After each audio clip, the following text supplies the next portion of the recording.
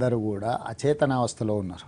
చంద్రశేఖర్ అంటే ఆ పార్టీలో ఉన్న మొత్తం మంత్రివర్గం కానీ, ఎమ్మెల్యేలు కానీ, ఆ వ్యవస్థ కానీ, అధికారులు కానీ ఎవ్వరు కూడా స్వయం ప్రకాశకులు కాదు. స్వయంగా ఆలోచన చేసినా కూడా అమలు చేయలేని నిస్సహాయ స్థితిలో ఉన్నారు.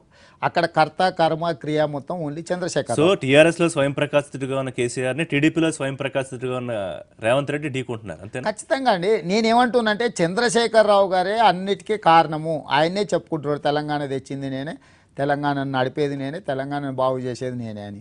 ఎవరైతే అన్ని నేనే చేసిన అంటుండో ఈ తప్పిదాలకు కూడా నువ్వే కారణం అని నేను ప్రశ్నిస్తున్నాను. ఇప్పుడు ఈ రాష్ట్రంలో ఏది జరిగినా, అభివృద్ధి జరిగినా ఆయనే కారణమైనప్పుడు అవినీతి జరిగినా ఆయనే కదా కారణము. ప్రగతి భవన్ అని ఆయన అంటున్నాడు, పైరవి భవన్ అని మేము అంటున్నాము. కానీ మీరు ఎన్ని మాట్లాడినా పట్టించుకోవట్లేదు. అసలు పార్టీ ఉందా అని అడుగుతున్నారుగా తెలంగాణలో తెలుగుదేశం. అడగడానికి ఏముంది? వెనకడికి ఒక ఆయన అంట చదువుకోక ముందు కాకరకాయ అన్నాడంట, చదువుకున్నాక కీకరకాయ అన్నాడంట.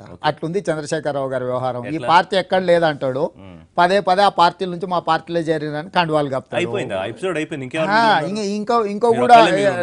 ఇంకా కూడా చాలా మంది దగ్గరకు కాళ్ళ ఎలా పడుతారు, ప్లీజ్ మా పార్టీలకు రండి, ప్లీజ్ మా పార్టీలకు రండి.